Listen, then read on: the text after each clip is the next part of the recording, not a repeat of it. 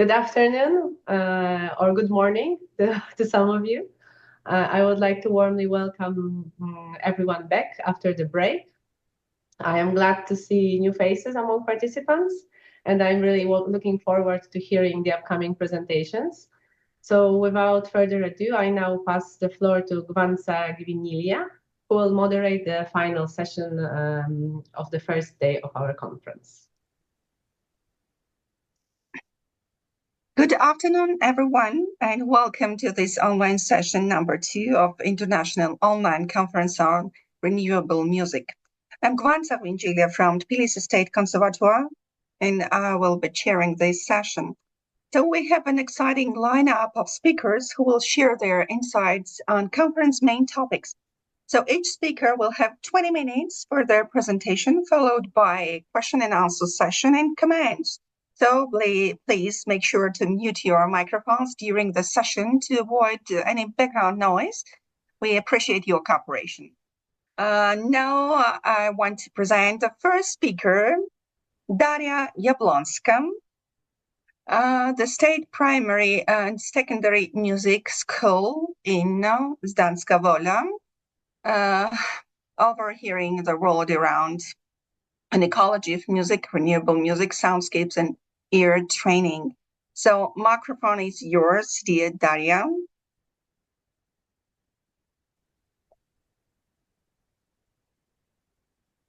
Do you hear me? Hello? Hello? Yeah, I can hear you. Before you share your presentation, I will present you to the audience. Thank you. She's composer, sound designer, music manager. She has studied composition and theory of music at the Academy of Music in Poznan. Also, she is graduate from Lodz Film Music School, Poland. Her awards include a scholarship of Ministry of Culture and National Heritage, as well as prizes and honorable mentions at composition competitions. Her works have been performed at concerts in Poland and worldwide. She has also been involved in organizing cultural contemporary music events, as well as publishing articles and giving papers on 20th century music, film music, and sound designing. So microphone is yours. Thank you very much. It's good to hear and see all of you. Good afternoon or good morning. And I will take 20 minutes of my presentation. And I have to say it's a great privilege to be here with you. And right now I want to share my presentation. And let's start.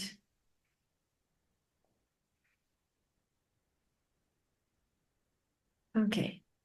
Can you see the presentation? Yes. Okay, thank you very much. So the subject of my today presentation is overhearing the world around. And of course, this is about ecology of music, about renewable music, soundscapes, and especially about ear training, which is the subject I used to conduct at a music school because I work at the music school. I'm the head of the music school. This is primary and secondary music school in Zduńska, Wola, which is central Poland.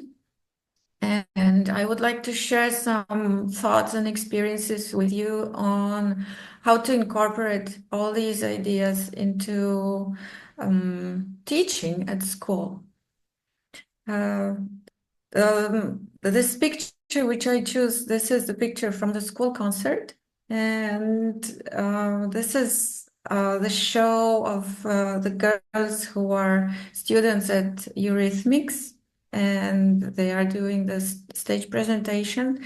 And the reason I chose this picture is because this shows some kind of a peculiar flower, which I think works well with music ecology and kind of renewable music. And because all the stage presentation is, of course, interpretation of music, but through movement. And let's move on. This is how it all started. All this, what was my inspiration? Of course, inspiration was the subject of this conference itself. but also some event which we are organizing as a school. We are organizing we've been organizing since 2008. And this is for the teachers, academic teachers, music school teachers, students, academic students, and all the people who are in love with sound and movement and music. So this is the workshops, Strefa Dźwięku I Ruchu, which means the sound and movement zone. And each year we are inviting people who are into sound and music and movement and dance and different shades of this. And around 5 years ago, there was Paweł Romańczuk, who is a part of the group Małe Instrumenty, Small Instruments, and he was having workshops on field recording. And along with participants of workshops, he was doing some sound walks around the city, recording all the sounds and all the noises and all ambience which was there. And afterwards, they were creating some kind of even sound composition, let's say. And there was a public presentation during the last day of workshops. So this was my inspiration to start with. And of course, inspiration is the computers and all the studio and all the equipment we also have at school at disposal and at students' disposal also. And let's move on further. Keywords and key phrases. And I have to say one thing, because all these words and keywords and key phrases I'm going to present, they are really familiar to all of you because all of you are professionals in the field of sound and music and composition. But I am trying to present all these keywords and key phrases to kids at school. And so this is very basic level. And some of this may be very trivial, maybe, but think about young kids at school and so students at the primary and the secondary music school. My question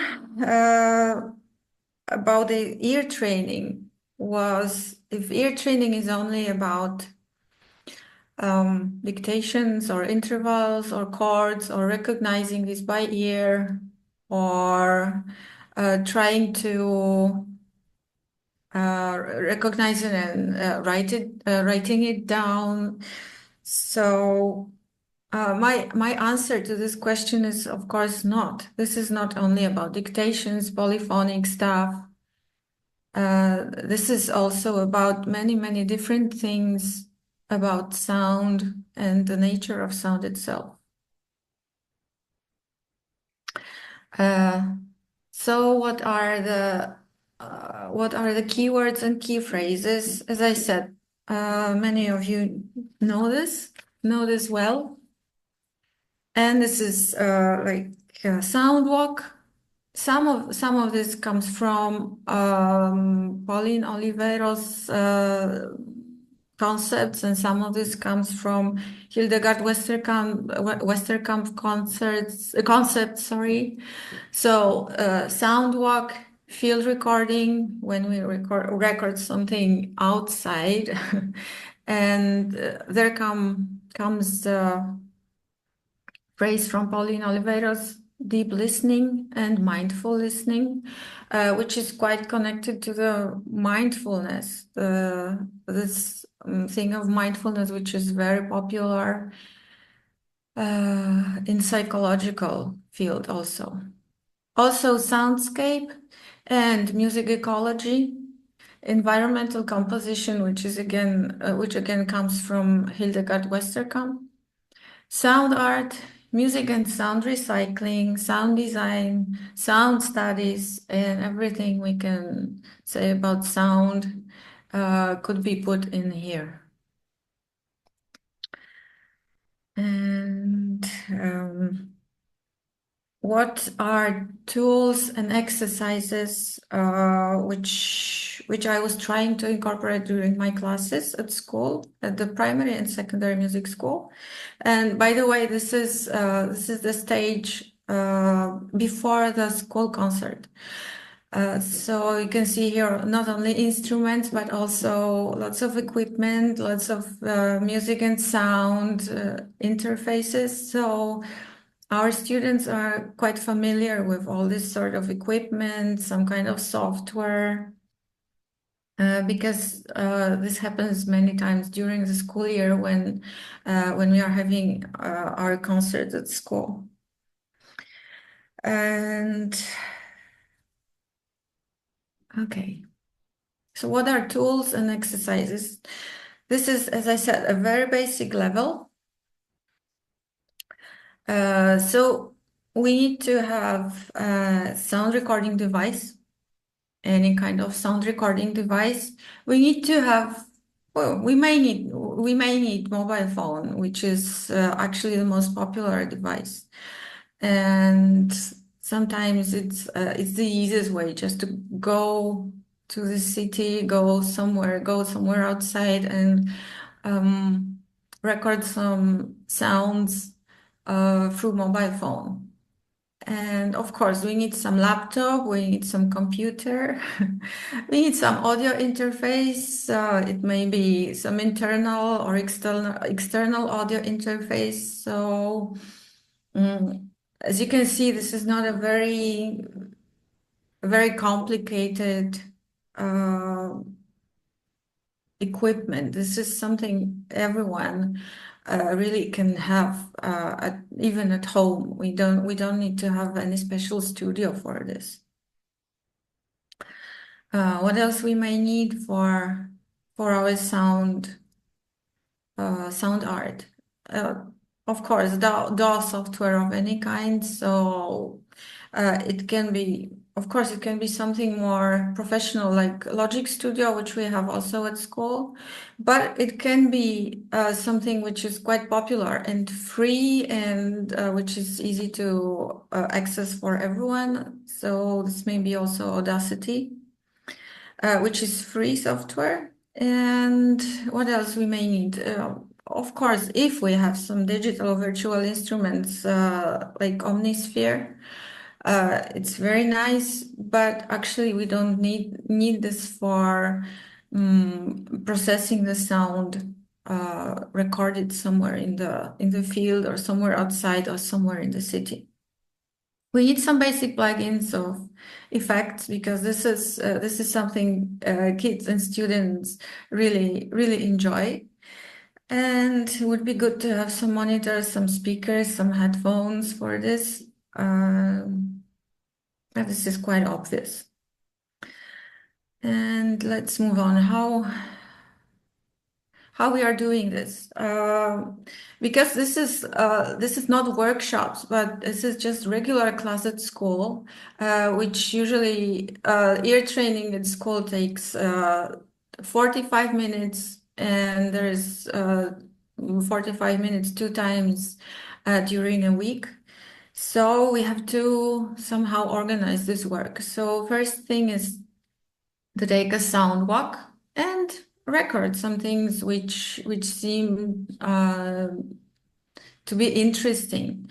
It can be city. We can of course record some city sounds. It can be village sounds. It can be forest. It can be open space. It can be anything which is around. And my goal of this was just to make young people listen to what's around in the world for them. And this also can be very interesting homework for them, just to record the surroundings at the place where they are living, where they are staying, etc. So first thing is to take a sound walk. Another thing, again, when we are at school, and coming back to school, we need to somehow transfer the sounds to our DAW software and start sound editing and start sound processing. And this is the time when I introduce young people to the properties of sound. And this is interesting because there are few like physically, how to say this, there are few physics properties of sound, but there is something like psychological properties of sound. So I make this distinction between what can be measured and what is our perception about. And then I think the most interesting part, along with sound editing, is introducing sound effects for every property. So let's say like effects for propagation, effects for dynamics of sound, effects for timbre, which is the most interesting thing. What else? Timbre is a very complex term, and it's, of course, all of you know, but students at school are not quite aware of this. So this is the time to make them aware that the timbre is made of overtones, proportions of overtones, noises, volume of each overtone. And as I said, this is the most fascinating part for kids, especially when we are playing with the propagation of a sound sample of any sound. So we are introducing reverbs, choruses, delays, flangers, all of this. And on the other hand, playing with timbre, this is when I introduce effects like equalizers and kind of filters. And of course, this is very, especially at the beginning, this is like very overdriven and a bit exaggerated. And as the time is going, it becomes more and more subtle. And let's go on further. Then, of course, it all depends on what students we have. If these are students from the primary school, last years of primary school, or students from the secondary school, then we may have this discussion. Especially with the older kids, we can have this discussion, what they think music or sound ecology may mean, what recycling in music may mean, what it means for them. We also have this discussion about what they learn through processing sounds, recording sounds, editing sounds, and then processing this, listening. What do they really gain for this? And of course, along with discussion, along with all these other exercises before, there is listening, and listening. All the time we are listening. And there are exercises in listening to the space which is around and paying attention to the room you're in. Kids are discovering that each and every room sounds in a different way, sounds totally different. Each space sounds totally different. Each city may sound totally different. So this is always like a wow conclusion for them.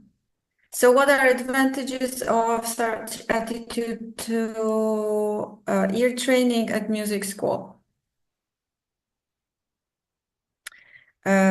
Especially, this is a new quality for ear training. As I said in the beginning, this is not only about dictations, polyphonic, 2 or 3 or 4 parts dictations. This is not only about intervals and calls and chords. This is new quality for ear training and other classes at music school. For kids and for students, for young people, this is discovering nuances and details of every sound which is around them. and discovering shades of silence. As we said before, that there is always some kind of noise and there is no complete silence, or the silence can be different in each and every room. For students, advantages, more careful listening and much more higher sensitivity to sound and silence nuances. And this is what I called in the subject of my presentation, overhearing the world around us. And then we are incorporating ideas of sound recycling, sampling, sound ecology, sound art into our classes at the music school.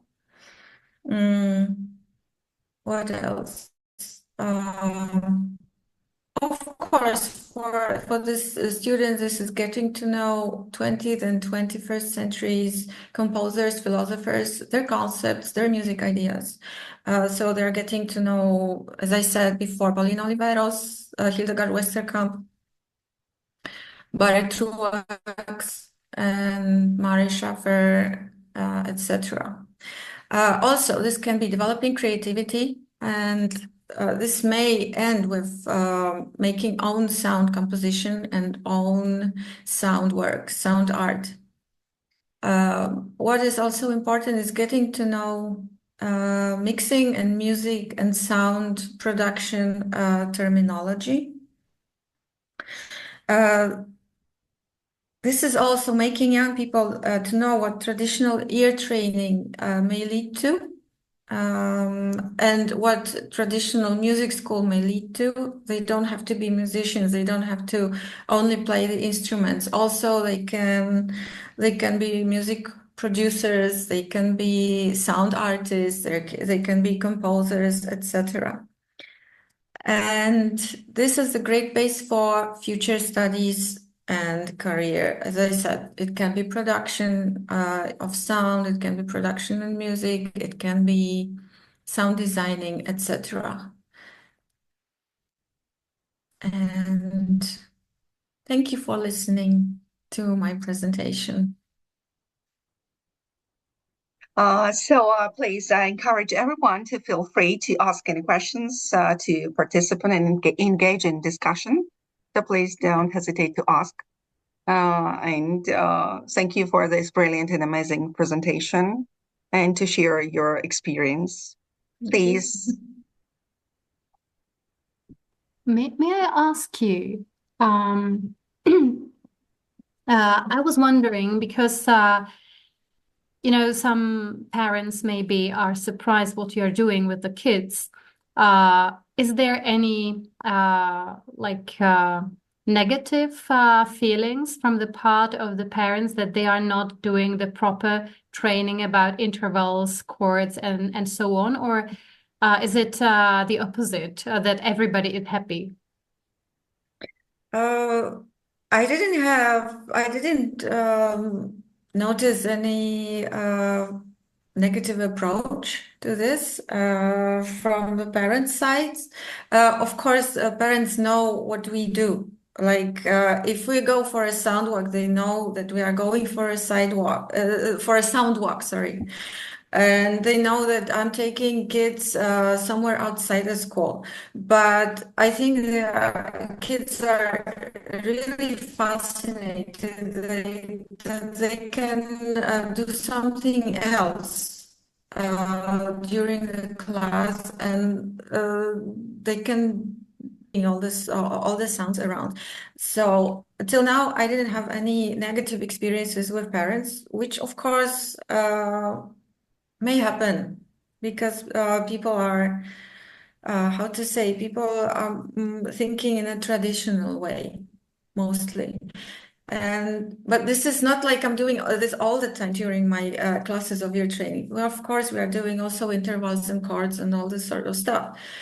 But I wanted to start something else and start just dosing this and showing them that learning at the music school, it doesn't have to be only chords and intervals, and that we are actually immersed. We are in the sound all around. Sound is all around us, and they can also use it as a material. We can also use it as a material for the music school classes, and we can use it as material for composition. So you're presenting at the concerts maybe some sound compositions of your pupils too? No, not yet. Not yet. Because there wasn't actually the sound composition, but we finished on processing the sound and discussions. So maybe the next step will be their own sound composition, which we may present at the special concert, which is a great idea. Thank you for that. Maybe you could also offer sound walks to the parents. Yes, surely. Maybe they can recognize themselves in this also. Exactly. Thank you very much. Thank you. Please, questions, if you have any questions. I would have one. Okay. So one of the challenges, of course, is sound vocabulary, and I wonder, it's one thing to talk about chords and intervals. We have words for those. Another thing is to describe the sound of water or the sound of wind, and it's probably similar in the Polish language, in the English and German languages. We just run out of words to describe environmental sound. And I wonder how you approach that when you work with your students, when you take them on a sound walk. During the sound walks, we mostly record things, and I'm trying them this is very basic, as I said in the beginning. So there is noise and there is sound. There is different kind of noise, be it the sound of the wind, or be it the sound of the bus which is passing somewhere near. And there are also very particular sounds, like let's say the bells from the church tower, which they can really describe in the musical term. And it comes to manipulating the sound through the processing and through all these means, like effects and filters. So they are very happy with this. And then I put some terminology like low pass filter, high pass filter, band pass filter, equalizing, graphic, parametric, all this sort of stuff. But they are actually saying this, what's happening to the sound and how we are filtering the frequencies, because they are seeing this on a screen, on a monitor. So this is very basic, but it may lead to something which is much more complex and fascinating for them. And what about checking their knowledge and their experience? Excuse me? How do you, what about examination, exams? This is, yeah, I understand. The level, you expected level of knowledge and experience of the students about wind and some other phenomena.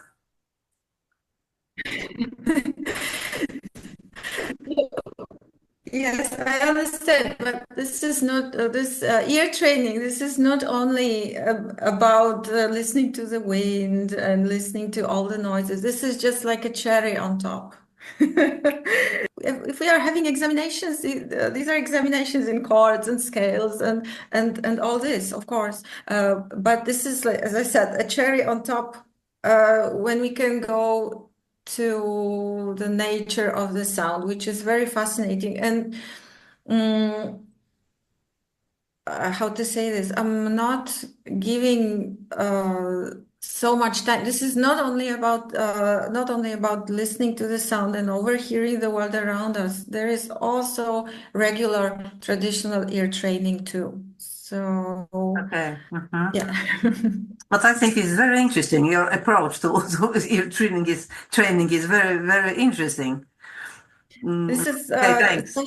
especially, thank you very much. This is especially good for the kids, which are they are really familiar with the new technologies, and they don't have any barriers to start to process sound or cut the sound or set the sounds into much more complex things. And do you teach them the sounds of birds?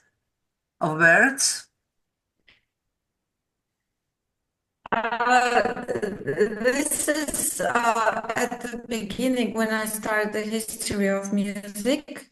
At the secondary music school, yes, we also have the sounds of birds. We listen to the sounds of birds, and which is slowed down, and we hear what structures, what music structures are there in the bird sounds, of course. Okay, thank you very much.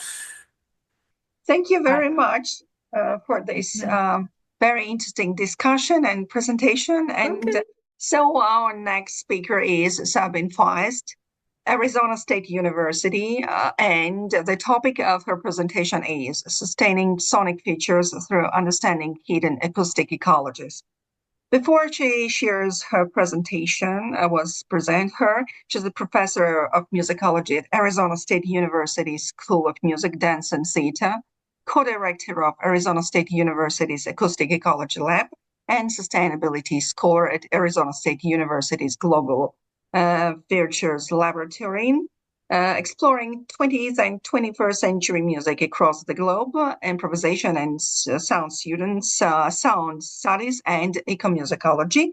She published 4 books, including the award-winning Schoenberg's New World, The American Years, Oxford, 2011. Schoenberg's correspondence co-edited with Ettenheimer, and Schoenberg's correspondence with American composers, also Oxford, and United States editor of Contemporary Music Review. She's also co-editing with Severin Neff, Oxford's 9-volume set Schoenberg in Words. So please share your presentation. Microphone is yours. Thank you. Can you all hear me? Yes. Can you hear me? Yes. Thank you so much for your lovely introduction, and also a big thank you to the organizer of this inspiring conference. We humans are surrounded by many sounds that are imperceptible to us, and so we fail to acknowledge and understand them. Today, I would like to address the limitations of human hearing and how we can appreciate inaudible sounds through the works of Eisuke Yanagisawa, Jakob Kierkegaard, and Jess Riley French, who have creatively translated them for human listeners. Their music contextualizes our hearing abilities and reminds us of the existence of subtle sonic worlds. Experiencing inaudible sounds through their artistic lens, we may renew our listening approaches to sustain our planet's sonic futures. Humans often take their hearing range for granted, but they overlook that they always filter out sounds and that different forms of living result in different ways of hearing and listening. Humans also discount that their highest sound sensitivity levels are only between 2 and 4 kilohertz. Moreover, they ignore that everybody suffers hearing loss with increasing age and due to various life circumstances and unsafe listening practices. Currently, almost 500 million people have disabling hearing loss. Thus, with the shrinking range of what we humans can hear, the scope of hidden acoustic ecologies broadens.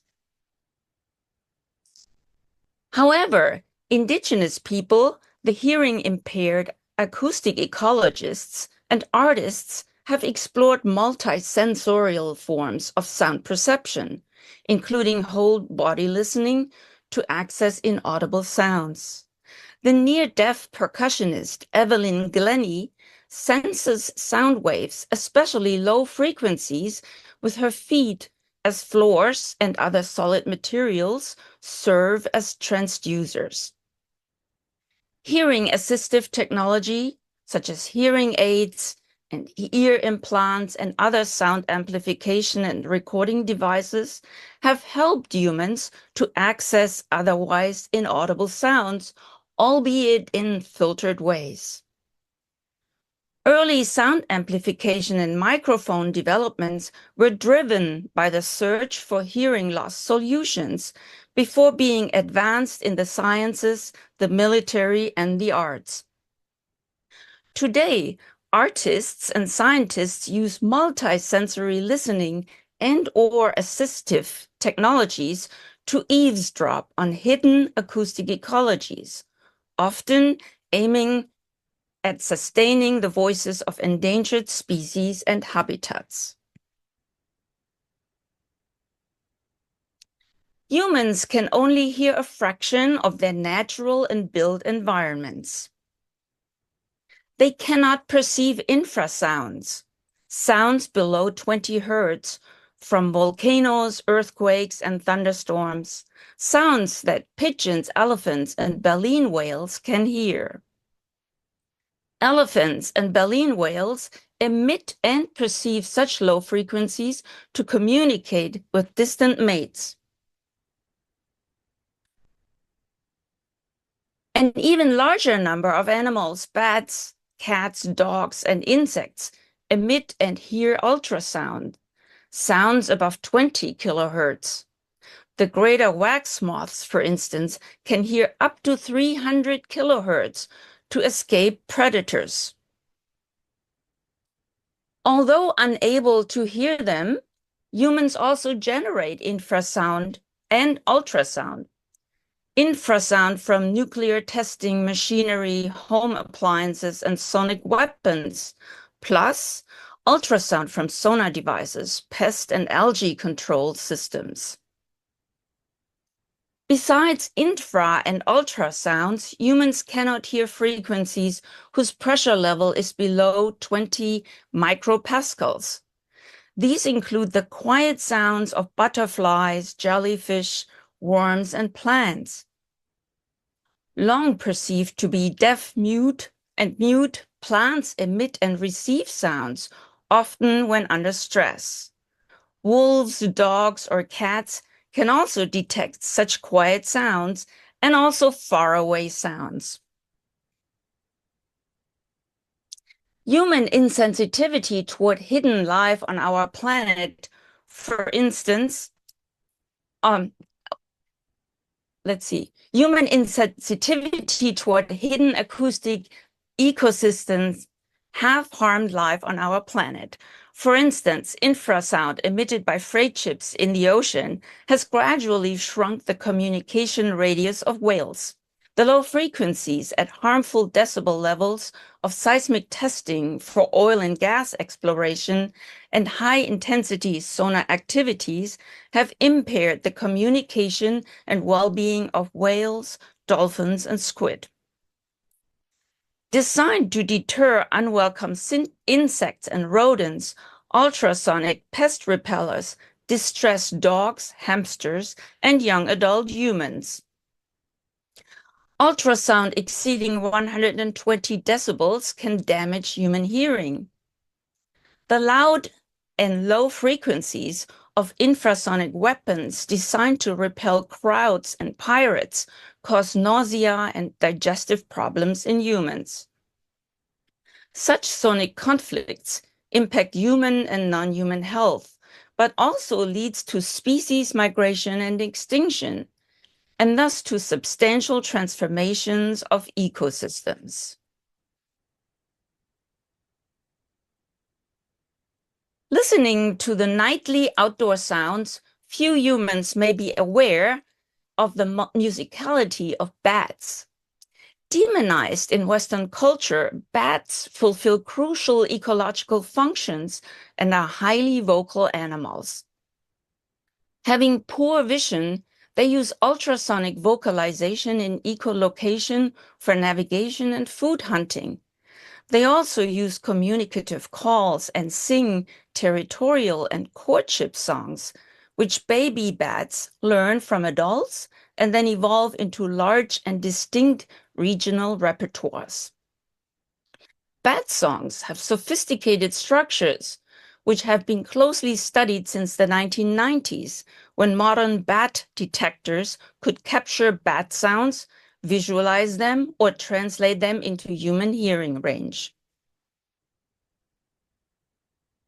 Since the 2000s, affordable portable digital bat detectors, ultrasonic recorders, plus appropriate ultrasound microphones have facilitated field recordings and scientific observations, as well as music and media art.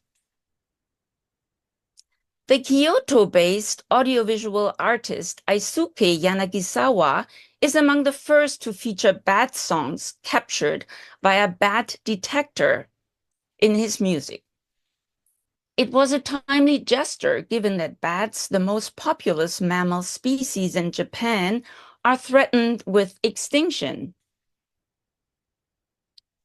In 2008, he recorded bat sounds under Kyoto's Sancho Ohashi Bridge, which formed the basis for Bat Calls, opening his 2011 documentary-style album, Ultrasonicscapes. Yanagisawa left the bat songs unprocessed, meaning he did not rearrange the order of the sonic materials, but his sonic captures amount to transformations. Given the quickness of bat calls lasting milliseconds, the bat's huge frequency range, 12 to 250 kilohertz, amplitude levels, and simultaneity of multiple songs. Bat detectors transpose the frequencies downward, decelerate their rhythms, and change their sound pressure levels to accommodate human hearing. Varying in quality, bat detectors' frequency ranges are often smaller than those of bat sounds. Yanagisawa's bat calls feature high pitches with often bright, percussive timbres in pulsing and densely layered rhythms. These are framed with quietly wavering low white noise drones. Some of the percussive sounds may have originated from the audible beating of bat wings. Let's listen to a small excerpt.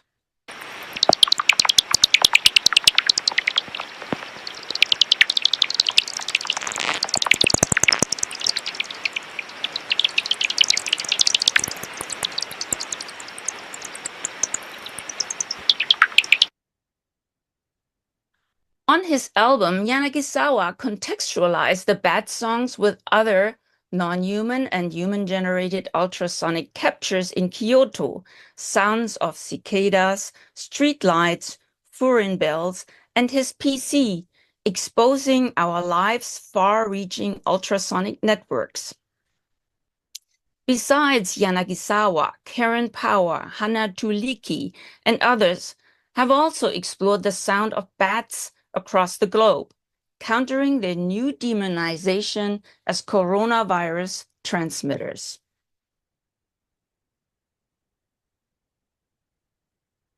Containing 97% of the Earth's water, oceans, often seen as silent, are filled with audible and inaudible sounds.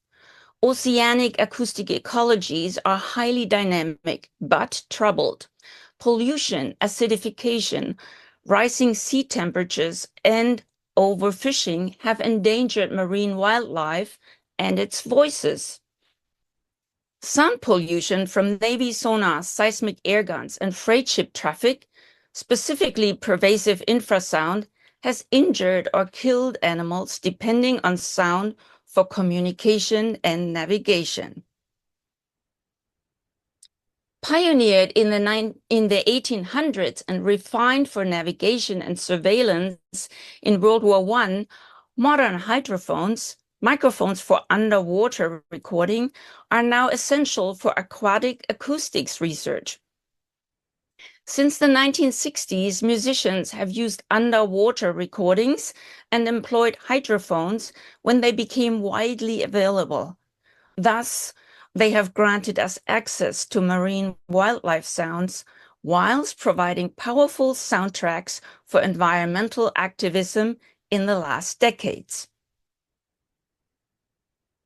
Danish media artist Jacob Kierkegaard is among a growing number of artists using underwater sounds. Besides exploring audible and inaudible sounds of wastewater and geysers, he also investigated those of oceans and glaciers. His Isfold is a sound installation with a 40-minute composition made of field recordings on Greenland's Baffin Bay coast, habitat for beluga and bowhead whales, and home of iconic glaciers. In June 2013, Kierkegaard went to the Ilulissat ice fjord, the seamouth of Jakobshavn, the northern hemisphere's most active glacier, and dropped the hydrophone 20 meters below the water surface to record Jakobshavn's ultra-deep booms and other faraway calving glaciers. He also attached vibration sensors on floating ice chunks from Russell Glacier to capture the high frequencies of cracking and melting ice. Let's watch a short clip with Kierkegaard talking about making this piece, and in the background you can hear a clip of his underwater recording. I was on the ice fjord recording with a hydrophone, underwater microphone, 20 meters below the surface. And you could hear the ice falling into the water at a huge radius that you couldn't always hear through the air because that was silent. But you hear it all down there as a huge animal below you. In the installation, the latter sounds emerge from 14 spatialized speakers underneath the audience's floor, while the low booms come from subwoofers in each corner of a darkened space. Much like Matthew Bertner, Cheryl Leonard, and Douglas Quinn, Kierkegaard lets us eavesdrop on subaquatic Arctic acoustic ecologies, just as glaciers are melting away in an ever warmer climate. When listening to the world, we may be unaware of the rich sounds under our feet. Out of sight, these sounds are often too high, low, or quiet for human hearing. But soil is home to many organisms and vibrations that contribute to a subterranean acoustic ecology. The healthier the soil, the richer its sound. Its listeners include mammals, birds, and insects above ground that sense these sounds for communication and food detection purposes. But the naked human ear needs help to access them. Biotremology and soil ecoacoustics research, recent trends, build on old geoscience, which use geophones and seismographs, capturing sounds from quakes, volcanoes, or explosions dating back to ancient China. Becoming widely available in the 2000s, digital geophones have facilitated new scientific insight into the sound emission and reception of plants and inspired musicians to eavesdrop on their sounds. British musician and media artist Jez Riley French has made field recordings since childhood and explored underground sounds for more than a decade. He said that he often makes them, quote, through memory, photographs, text, and experience, end quote, and only sometimes by the use of audio recording equipment. Yet French established himself as a builder of high-quality microphones, some of which allow him to listen to the smallest, often inaudible sounds which have long fascinated him. For his subterranean recordings, he uses infrasound, achieving contact mics with higher specification, recorders, preamps, and impedance adapters, adapted and non-adapted commercial higher spec geophones with modified and unmodified digital recorders, and his own software. To him, such field recordings imply long duration listening to sounds inaccessible in their raw state, and make him ponder how environments are reduced and controlled by the narratives we impose on them, and which sounds we may filter out. French does not heavily edit these materials, which are already filtered through technologies and choices, when using them intuitively in his compositions and improvisations. French's Ink Botanique, a series of multi-channel works, explores plants and soil horizons, transpiration root systems, cavitation, and situated connections between species. In Cherry Birch, French listened with self-designed and contact mics to a cherry birch tree and its habitat above and below the ground on a rainy day, shaping it into a short piece of 3 minutes and 18 seconds.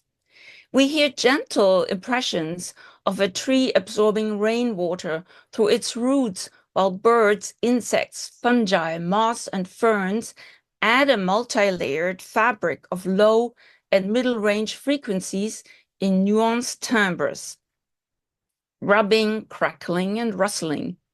Featuring both regular and irregular rhythms, the piece starts with a small and bright frequency range, which in the second half broadens to include deeper and richer sounds, focusing our ears on the cherry bird's vertical sonic dimensions. Let's hear an excerpt.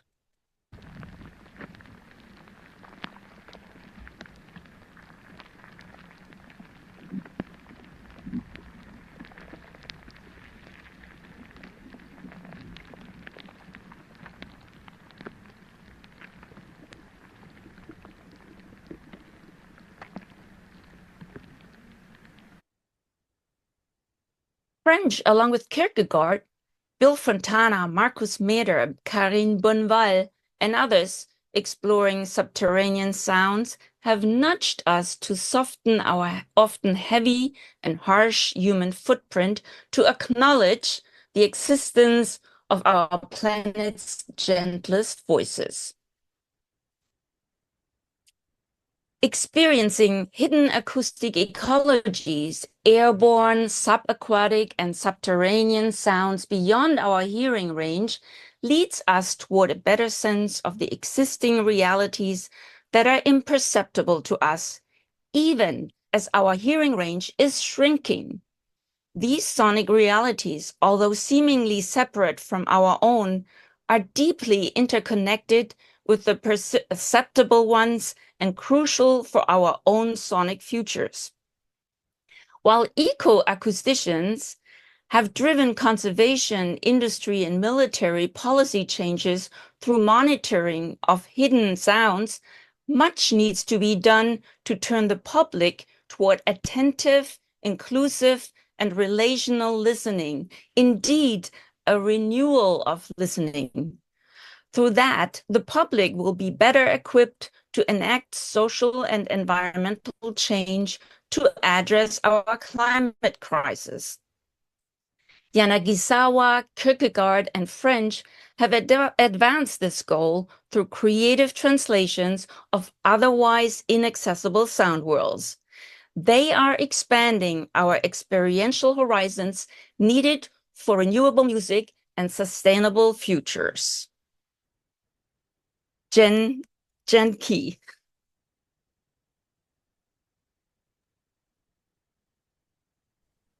Dziękujemy.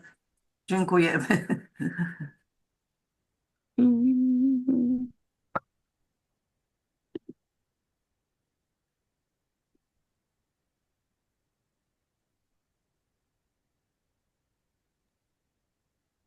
Okay. Thank you for your amazing presentation, for your ideas. Please, questions.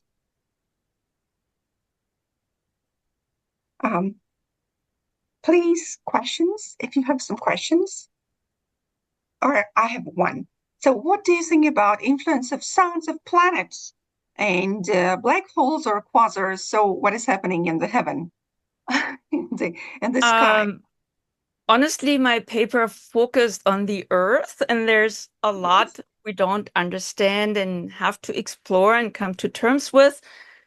But I would say if we turn to outer space, we have a whole set of challenges because we don't really have an atmosphere. Sound doesn't travels best through the atmosphere, through water or solid materials. And when we turn our attention to outer space, we have the challenge of transduction, and the sounds we have gotten from NASA, for instance, they're kind of orchestrations of vibrations. So I don't actually want to go all the way there because that doesn't have a whole lot to do with my paper or my current research. Okay, thank you very much. And please, questions. Don't hesitate to ask questions. Well, I would like to thank you very much. It's a really fascinating paper about this sounds, underground sounds, and sounds of bats and so on. It's very difficult to have any questions because I am not specialist. I don't know. I really know almost nothing about it. But could we hear some more music reconstructed from this sort of sounds? If you have examples with you at the moment. I do. Well, I don't have any examples to share with. I have in various folders on my laptop. I have music, and I also can recommend that you go to YouTube or to Jess Riley French's website, or Jakob Kierkegaard has on his own website longer examples to listen to, and on my slides you find lists of other artists that have made music available online. So there's so much creativity going on. There are more and more composers who consider these sounds and draw our attention to these worlds we have ignored for so long. Yes, you're right. So it means that it is much more music than I thought, because I like I investigated some music of birds, and it seemed to me, very, very rich world of birds, wealth of musical work. But now I see it's not only birds, of course, not only, but it's also bats. Yeah. Yes, and whales, humpback whales and other whales. Very complex, very, very interesting. Thank you so much. Thank you very much. Thank you very much. So the main idea is that we are limited creatures, but there are too many sounds on the earth. Thank you very much. And our next speaker is Celia Young, Arizona State University. And topic is Harmony in Sound and Space, exploring the synergy of acoustic ecology and renewable music in contemporary listening practices. Before she shares the presentation, a few words about her. She is Tonmeister, sound artist and research assistant at the Arizona State University Acoustic Ecology Lab under the guidance of Dr. Payne. Her current endeavors include the Environmental Listening Project, where she is dedicated to quantifying environmental psychoacoustic metrics to design and manage acoustic ecosystems through a collaborative interdisciplinary approach. Celia's passion lies in the intersection of acoustic ecology and the cutting-edge fields of immersive technologies. Her goal is to foster community engagement, enhance sonic awareness, and establish profound connections between individuals and their surrounding ecosystems. Please, microphone is yours. Awesome. Hope everyone have a pleasant day so far, and thanks for zooming in today. Before I begin, I'd like to extend my sincere thanks to Gvantsa for chairing this session, and thank you guys for your support. It's greatly appreciated. And I would like to introduce my paper on harmony in sound and space, exploring the synergy of acoustic ecology and renewable music in contemporary listening practice. In my presentation today, I use the term acoustic ecology by preference, although I acknowledge that other terms like soundscape ecology, and others are in wild use, and that all these terms essentially refer to the same foundational ideas. I use soundscape to specifically refer to the intentional composition or construction of works using environmental sounds. The field of acoustic ecology, introduced by Murray Schafer, invites us to perceive the acoustic environment as a musical composition. And to be responsible for this creation, this idea has grown into ecomusicology, which explores the relationship between music, culture, and nature. And both disciplines examine how sound and music engage with environmental issues, psychological well-being, and social activism. The concept of soundscape was popularized by the word soundscape project. Soundscapes are composed of anthrophony, geophony, and biophony of a particular environment. They are specific to location and change over time. The sonic environment of a location includes all sounds in that area, serving as a mirror of the social, technological, and natural conditions present. Changes in these conditions directly affect the soundscape. To effectively restore or improve the balance of the entire ecosystem, we must consider acoustic ecology, specifically by examining the soundscapes, the auditory environment, focusing more on how these sounds are composed and structured rather than just how they are perceived by individuals. In other words, it's not enough just to think about how we hear sounds. We also need to analyze those interactions, relationship, and overall composition of sound within the ecosystem to achieve a balanced and healthier environment. And the World Soundscape Project, initiated by Schafer, Barrett-Rouse, and others in the late 1960s, positioned Canada as a leader in soundscape ecology, though it slowed in 1970s. It was revitalized in the 1980s through interdisciplinary effort to study soundscapes. And since 2010, acoustic ecology has grown significantly. Recent studies advocate integrating indigenous language systems and sonic activism to enhance understanding of soundscapes. And for me, engaging with acoustic ecology through environmental listening is vital for addressing the environmental impact of human activities such as climate change. So at Arizona State University's Acoustic Ecology Lab, directed by Dr. Payne and Dr. Feisst, a new initiative aims to establish a community-embedded environmental listening network that teaches environmental listening skills through our free weekly events. The goal being to share a simple and sustainable method of environmental engagement on a global scale. Dr. Garth Payne suggests prioritizing the term acoustic ecology over soundscape so as to emphasize community engagement, the ecological nature of sound, and the development of tools for measuring the impact of sound on well-being.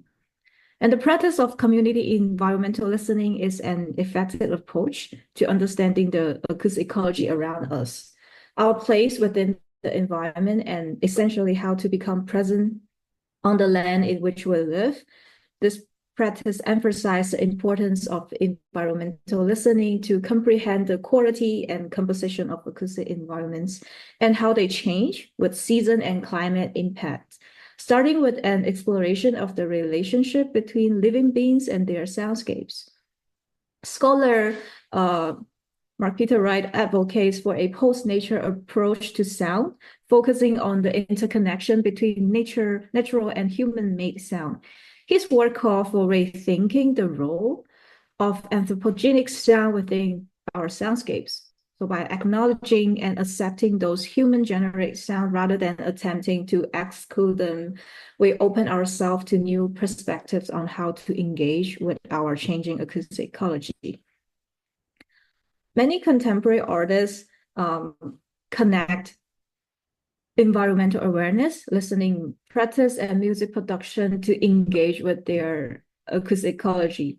And these artists merge natural soundscape with innovative sound production techniques, creating works that promote ecological conservation, environmental activism through artivism.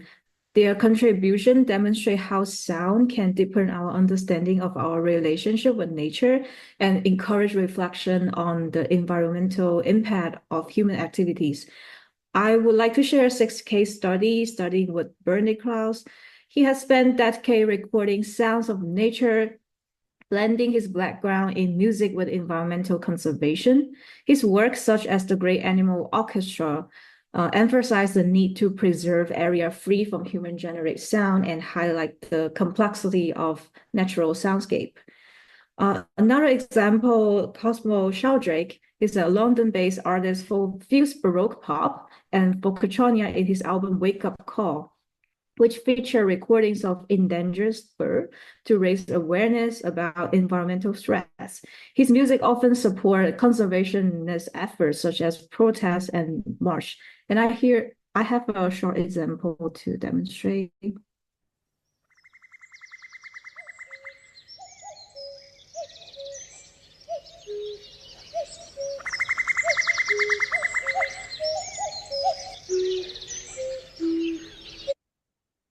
And my next example is the Brazilian trio Passaro they blend folk instrumentation with electronic elements in their album Before the World Existed, drawing inspiration for Brazil's natural landscapes. Their use of traditional instruments, electronic synthesizer, and natural sound create a psychedelic soundscape that challenge listener to engage with the intricate layers of their music, reflecting on the blends of organic and electronic elements. Here's another example that I would like to play for you.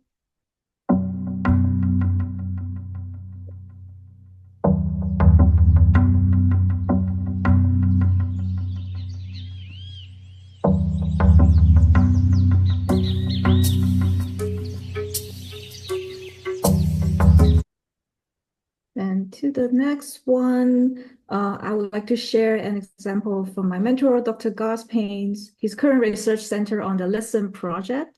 It focused on acoustic ecology through field recordings and community building. And he has a long history of composing musical works from his field recording and engaging in environmental work through sound. Future Perfect is a 46-minute immersive musical work combining a 360 ambisonic sound source, VR film, and interactive smart film-based audio system. And this composition includes field recordings from Urban Park in Paris, Culture, and Arizona Desert, with the second half featuring baritone Gordon Harkins performing James Joyce's poem, All Day I Hear the Noise of Water. The project examined the idea of urban parks as a space that blurred the line between nature and city, offering a constructive appreciation of nature within urban environments. And here's a video clip.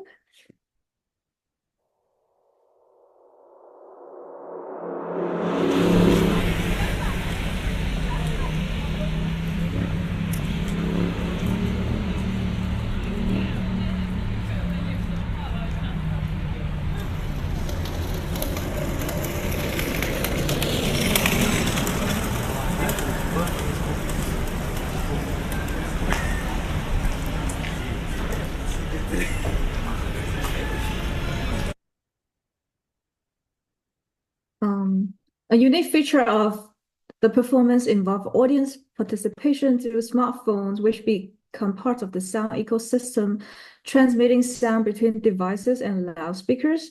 The accompanying VR film that I just played used a 360 footage and animations of flowers and plants from city parks. This work, Future Perfect, premiered at Pompidou Center in Paris and ZKM Media Museum in Koshar in December 2018, receiving critical acclaim. And the work is commissioned by EarCam and ZKM. It has been performed across Europe and the USA from 2018 to 2019, connecting spatial audio, interactive technology, and VR to create an innovative large-scale media opera. The next example is from Jana Winderner. She's a prominent sound artist known for her immersive underwater recording that delve into the complexity of aquatic ecosystems.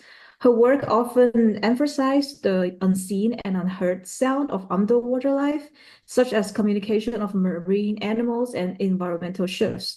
And Winderner used hydrophones to capture these sounds, highlighting issues like underwater noise pollution and the impacts of climate change. And through her work, she aims to foster a deeper understanding of oceanic environments and the story they tell, engaging audience in a sonic exploration that connects them to often ignored aquatic work.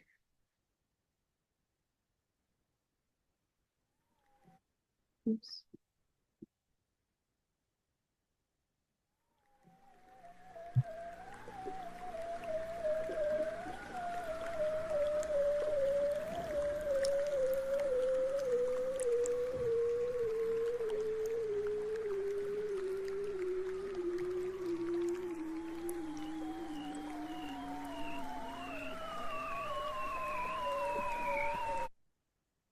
Move on to Annie Lockwood. She's a renowned New Zealand-born composer known for her innovative and experimental approaches to sound and music. Lockwood's composition often explore the relationship between sound and the natural environment. One of her most famous pieces, A Sound Map of the Hudson River, combines field recording with her musical elements to create a soundscape that reflects the river's ecology and cultural significance. She's known for her use of unconventional instruments and sound sources, including the use of water, stones, and everyday objects. And her work often challenges traditional notion of music by blurring the lines between composition and sound arts. I have an example of her work using microglass.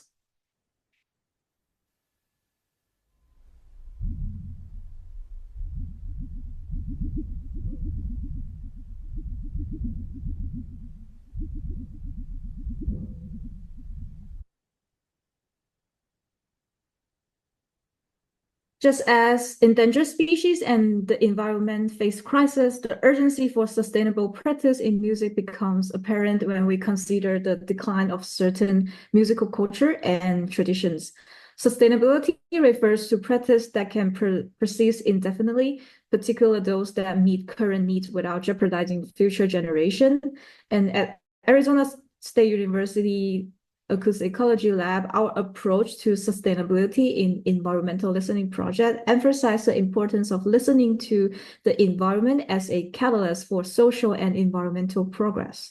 Beginning at the individual level, while the world is increasingly exploring new methods of sustainability amidst a cacophony of sounds, we as Acoustic Ecologies remain dedicated to fostering a healthier relationship with our planet. We aim to create a balanced sound environment and establish a more inclusive community. We believe that by taking a moment to focus on the sound around us, individual can initiate meaningful change. The Community Environmental Listening Initiative offers a practical toolkit supported by a field guide, regular training community leaders, and a supportive network. Our goal is to encourage community to regularly engage in environmental listening, fostering a deeper connection with their ecosystems while promoting stewardship and broader community involvement in climate action. By focusing on acoustic ecology, participants can better perceive the health and complexity of their environment. The community environmental listening address critical urban issues related to climate change and sustainability, aiming to change how individuals listen and engage with their surroundings. ultimately driving positive behavioral change to protect our habitat and maintain a healthier environment. In addition to the community work, we offer weekly listen contemplation session in an immersive dome, which features a fifth-order ambisonic 3D audio setup. By engaging in immersive listening in the dome, we not only deepen our connection to the sound, but also enhance our understanding of different sonic properties such as pitch, volume, timbre, duration, frequency, sound pressure level, harmonic and overtones, spatial properties. Exploring the characteristic of sound in different compositions, the practice allows us to uncover new soundscape and nuance in music. As we explore listening practice with innovative technology, we may find ourselves perceiving music in ways that we hadn't before, enabling us to connect more profoundly with the emotions and intention behind the composition and our environment.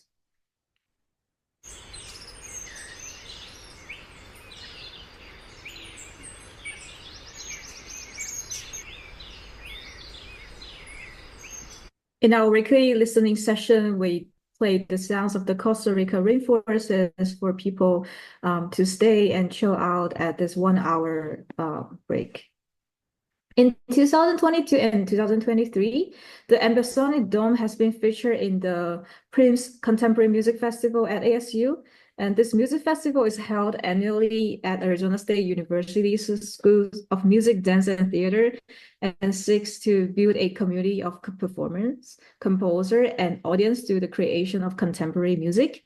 In 2022, with the support from Herberger Institute Research Building and Investment Grant and the School of Arts, Media, and Engineering, guest artists Sarah Bellary, Eleni Nilius, and Tito Rivas were invited to ASU for residency and commissioned to develop new works for our dome and gave workshop and presentation about their creative practice. And in 2023, we partnered with Tito again and the Fonoteca Nacional to present a program of Mexican multi-channel music in our space. Tito created this program featuring work by Tania Rubel, Manuel Rocha Itubay, and Malitin Cortez, Edmar Soria, and himself. Both of these concerts feature work utilize field recordings and addressing issue of climate change and its cultural impact. So this facility we have, the Fifth Order Ambisonic Dome at the School of Arts, Media, and Engineering, is a unique state-of-art space to work with spatial audio. The setup contains 45 loudspeakers, allowing for the precise placement of sound anywhere along a three-dimensional space, giving artists the opportunity to create immersive audio experiences and explore new frontier of sonic arts, virtual reality, and multimedia. Before I conclude, I want to take a moment to express my deep appreciation to our organizer, media partner, and media patrons of the International Online Conference on Renewable Music. Thank you for your effort to make this valuable exchange of ideas possible. In conclusion, my paper has explored connections between acoustic ecology, renewable music, and contemporary listening practice, the environmental listening toolkits, and it emphasizing the urgent need for sustainable approaches in both music and environmental stewardship. The principle of acoustic ecology highlight the intricate relationship between sound, culture, and nature. Music and sound can serve as a dynamic medium for fostering community engagement, promoting wellness, and enhancing our awareness of environmental issues. Moreover, the innovative practice adopted by contemporary musicians and the new environmental listening initiative reflect a growing commitment to sustainability. Artists in my paper, such as Bernie Krause, Cosmo Sheldrake, Passaro, Dr. Gospin, Annick Lockwood, and Jonna Wildener exemplify how sound can inspire ecological consciousness, while listening initiatives aim at reducing the environmental impact of music production and consumption signify a shift towards more responsible practices. ultimately, by integrating acoustic ecology in our listening habits, by fostering a regular environmental listening practice and music creation process, we can cultivate a deeper understanding of our acoustic environment and their significance. I believe as we move forward, the challenge lies in ensuring that this sustainable practice are not only adopted, but also celebrated within communities. By embracing the balance of acoustic ecology, we can nurture a more harmonious relationship with our planet, transforming our environmental listening practice into powerful tools for social and environmental change. This commitment towards renewability in music is not just a moral imperative, it is a very essential step towards enriching human experience and fostering a resilient future for both culture and nature. Thank you so much for your attention, and I look forward to any questions and comments. And here's the email address if you have any comments and suggestions. We are happy to take questions now. Thank you, Celia. Please, questions. We have maybe 2 minutes left. Seems our session comes to an end. So questions, please. If you have some questions, don't hesitate to ask. Celia, I have one short question. How do you envision the concept of sustainable sonic ecosystems evolving in the future? So I think in our practice, we developed the community environmental listening project in a way. This is free and then it's easy. We practice 3 different listening mode, passive, active, directed listening, and then which encourage the concept of sustainability. People don't have to equip with a lot of other gears or anything. The only thing we require is just some simple time, like 5 to 10 minutes, go outside, and then we find a location and it's also eco-friendly. We walk to a space and then we start this 5 to 10 minute workshop and we listen to the environment. So I think by working in this project, we really sticking with the idea of looking for things that is lasting and sustainable and easy, approachable for people in different academic status or social level. We encourage people to join this inclusive practice. We want to encourage people to come and listen with us, and we want people to spend some time in their work or doing their study to take a moment to listen to the environment around them so that they feel more connected.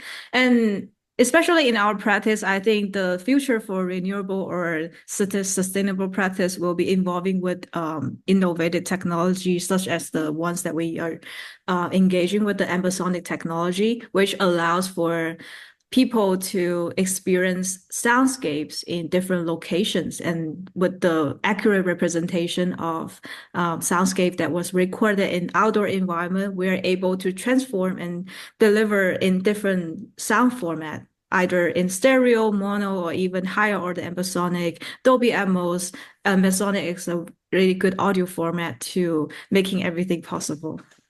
Thank you. Thank you again. And since our session comes to an end, and thank you again, dear Daria, Sabine, and Celia. And thank you also, dear Slavomira, to make me the part of this brilliant conference. I think that this conference is maybe the first or one of the first conferences concerning eco-music. And it was brilliant experience, and thank you for listeners, and thank you for participants for sharing so much interesting information and so new. Well, thank you again. Thank you very much. Thank you very much, Gvantsa, and thank Celia for a very interesting paper. And now we have completed the program for today, our program of our conference. So we all are invited for tomorrow at 10 o'clock. We begin with 10 o'clock with a key lecture by Professor Chowoniewski from Kraków Academy. So you are invited, of course. So see you together. Thank you very much. Thank you very much again. Thank you. Thank you very Thank you much. all. Thank Thank To you. all of you. Bye-bye. Thank you Bye. very much. Thank you. Bye-bye. Thank you. Goodbye. Goodbye.